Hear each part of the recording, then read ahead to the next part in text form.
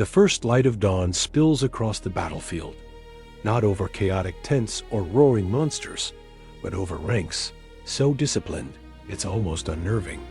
Spears rise in a perfect wall. Archers stand steady behind them with bows ready. Further back, knights in shining armor sit tall in the saddle. Holy banners snapping in the morning wind. No one is shouting. No one is roaring. There are only short, crisp orders, the low call of war horns, and the synchronized thud of marching boots. Elsewhere, power is forged from madness and fear. Here, it's forged from something far more invisible: order. This is not just a human city, but a war machine oiled by discipline, faith, and an unspoken pact between sword, shield, and angel. Castle, in Heroes 3, is the answer to a question few people bother to ask. What happens when a kingdom decides to turn order itself into its most dangerous weapon?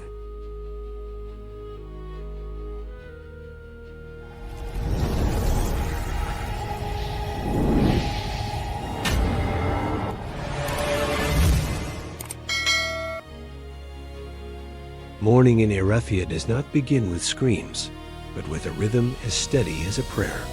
Church bells ring 3 times, their echo rolling over white stone roofs, sliding down sheer battlements and dissolving into the paved square. The doors of the barracks open, and rows of pikemen march out, as if they've been walking in step together since childhood. The forge is lit, craftsmen open their shops, soldiers train on the sanded yard. Above it all, the holy banner flutters, not as a challenge, but as a reminder. Here, order is not a choice, it is the air everyone breathes. Castle in Heroes 3 is not simply the good town opposed to evil towns. It is the embodiment of a society that believes victory comes from perfect arrangement, not from miracles. Down at the lowest tier of this war machine are the soldiers everyone assumes are the most ordinary. The pikemen and the halberdier. They have no magic, no wings, no war horses. They have one thing: a line that does not break. In their hands, those long pikes are not just weapons, but straight lines of order, a cold boundary between the enemy cavalry and Castle's backline. When you field ranks of pikemen, you're not expecting a single unit to solo carry like some legendary monster. You expect them to hold, to shield, to lock into a disciplined wall, so everything behind them can shine. That is Castle's core philosophy. Victory doesn't belong to a lone hero, but to a formation where everyone does exactly what they're meant to do.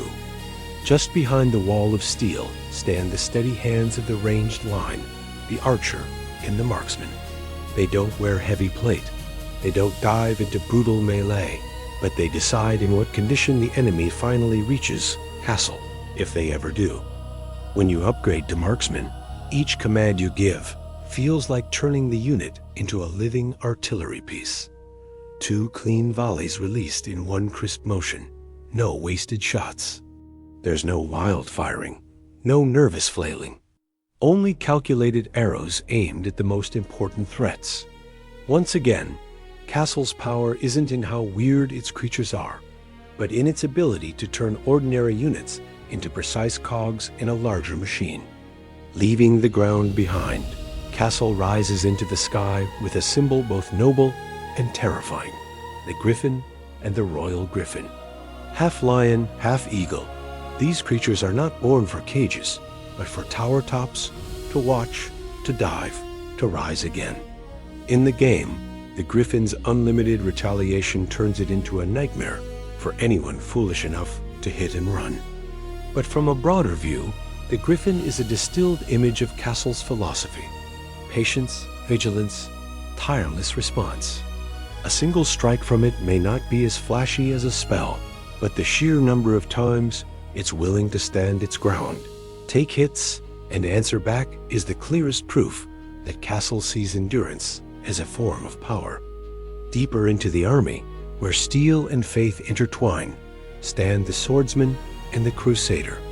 The swordsman is the image of a knight not yet wrapped in full glory, but already wrapped in full responsibility. Their stride is not fast, but it is steady, forming the backbone of Castle's melee line. Upgraded to crusaders, their swords no longer swing once and retreat. They strike twice, as if each blow were a declaration. I don't fight for myself alone.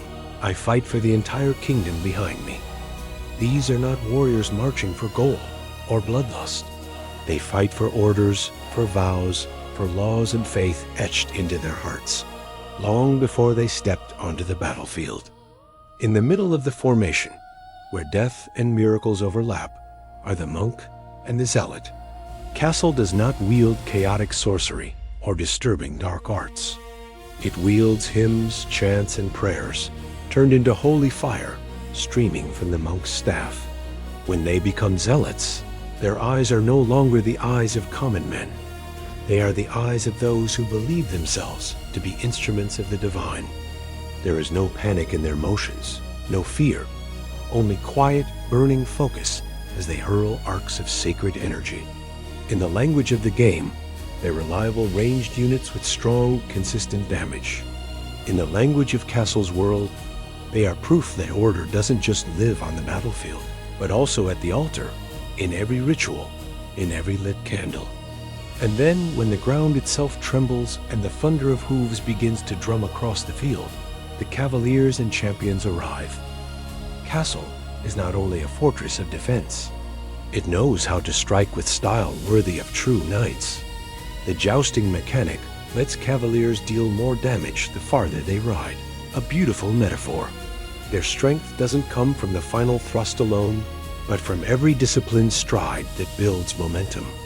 Upgraded to champions, from hooves to lance tip, everything becomes a straight line of death. They don't lunge wildly. They don't zigzag.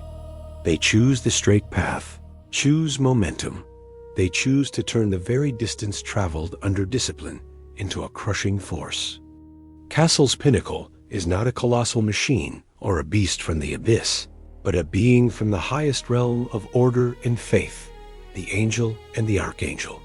When an archangel descends onto the battlefield, it's not just another level 7 unit. It's a statement. Castle has summoned the order of heaven itself. The ability to resurrect allies makes the archangel a living bridge between life and death, between defeat and a second chance. In an army already tightly bound together, adding a creature that can pull fallen comrades back to their feet means Castle's discipline doesn't end at the moment of death. Their order is so strong that even dying becomes a temporary setback.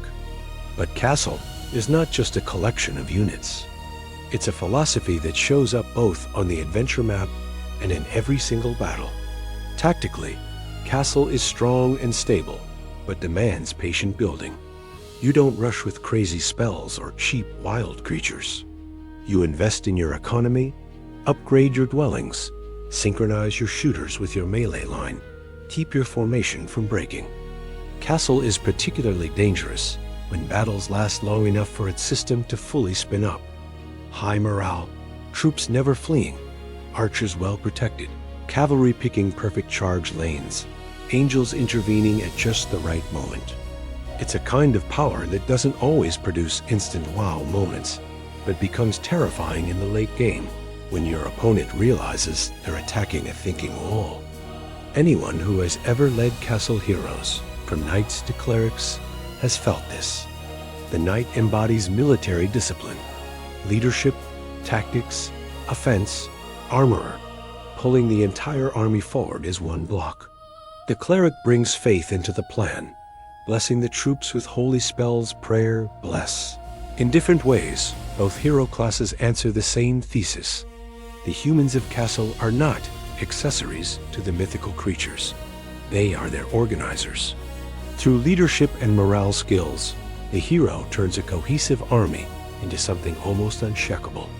Castle's strength, once again, doesn't lie in a single unit carrying the fight, but in pulling everything into the same rhythm. From the perspective of the hero's three world, Castle is not just the good town standing opposite Necropolis or Inferno.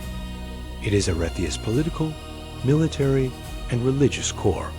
Knights in cloaks bearing crests, clerics in tall-roofed churches. They are the limbs of an order the kingdom clings to, while the world around it splits under death magic, demons, and rebellion. When Castle faces Necropolis, it's not just bone versus light. It is order built from discipline, clashing with the cold order of death. When Castle faces Inferno, it is discipline against chaos, hymns against the hysterical laughter of demons. Castle is the final wall between Erathia and disintegration. But every kind of order carries a shadow. The monk may be gentle and devout, but the zealot is a reminder that faith, when pushed too far, can become a blade. A kingdom built on order can easily forget that those standing outside its rules are still human. Look closely, and you'll see more than the shine of knightly armor. You'll also see uncomfortable questions. How many people must live under harsh rules to sustain this order? In the game, this shows up in how Castle rarely offers you wild or crazy choices. You're encouraged to follow the straight path. Play solid, build steadily, fight conservatively, which also means Castle is not meant for players who only enjoy breaking rules for fun. Set Castle alongside other towns in Heroes 3, and the contrast sharpens. Rampart is harmony with nature, with elves, dwarves, unicorns, and green dragons. Tower is intellect and magic, where wizards and strange creatures weave insane schemes. Inferno is a storm of chaos. Dungeon is a nest of plots blossoming in the dark. Necropolis is the realm of those who refuse natural death. Amid all those extremes, Castle chooses to be something that sounds boring on paper. Humans, discipline, belief in a comprehensible order. So when you pick Castle, you're not just choosing a strong lineup. You're choosing the side that believes the world can still be arranged into a structure people can live with. Maybe that's why Castle holds such a special place in players' hearts. White walls, red roofs, knights on horseback, angels in flight. All of it echoes familiar things. Knightly legends, crusade stories, European cathedrals, epic movies. In a game world packed with dragons, demons, undead, and bizarre creatures, Castle is where you feel your feet actually plant on solid stone. It makes you feel like a commander of an army that could have walked out of history, boosted just enough with magic to survive in a storm of myths. Picture a final late-game battle. Before you stretches an Inferno army, demons, pit fiends, devils churning in a sea of flame. The sky is red, the earth scorched. On Castle's side, the spear wall is locked, archers pulled back, monks praying, cavaliers lowering their lances, angels hovering on high. The war horn sounds. Cavaliers move, each step building force as they drive straight into the enemy's heart. Behind them, marksmen loose arrows like rain. Griffins dive to shield a vulnerable flank. Archangels descend to raise fallen crusaders once more. This is not a stage for solo highlight reels, but for a war symphony where every instrument plays on time in its place. And perhaps that is why Castle lives on in the memories of those who loved Heroes 3. Not just because it is strong, but because it tells a deeply human story. When the world descends into chaos, when demons and death flood in from all sides, there are places that choose not to run or go mad. They quietly reform their lines, sharpen their pikes, mend their banners. Castle is the city that believes order is not something dry and lifeless, but the only shield standing between ordinary people and the abyss. And when you boot up Heroes 3 again, pick Castle and lead your spears and angels onto the field. Maybe you're also answering the question this city has whispered since that very first dawn over Erathia. In a world of chaos, will you stand with the storm, or with the walls that know how to turn order into strength?